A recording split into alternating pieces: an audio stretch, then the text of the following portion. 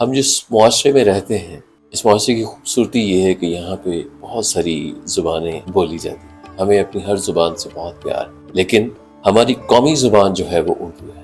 قومی زبان سے مراد یہ ہے کہ وہ اس ملک کے ہر کونے اور ہر شخص کی ایک جو زبان ہے وہ اردو ہے۔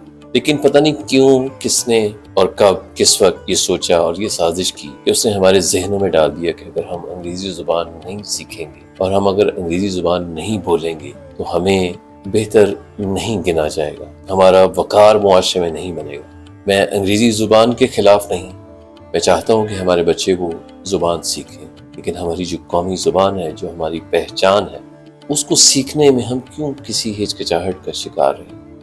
کسی شاعر نے کیا خوب لکھا ہے، زبانیں کاٹ کر رکھ دی گئیں نفرت کے خنجر سے، زبانیں کاٹ کر رکھ دی گئیں نفرت کے خنجر سے، یہاں کانوں میں اب الفاظ کا رس کون گھولے گا، ہمارے عہد کے بچوں کو انگلش سے محبت ہے، ہمیں یہ غم ہے، ہمیں یہ غم ہے کہ مستقبل میں اردو کون بولے گا۔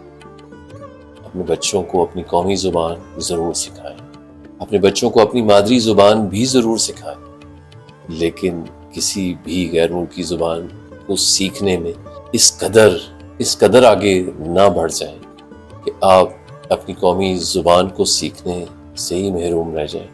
آپ اپنے بچوں کو اپنی زبان ہی نہ سکھا پائیں۔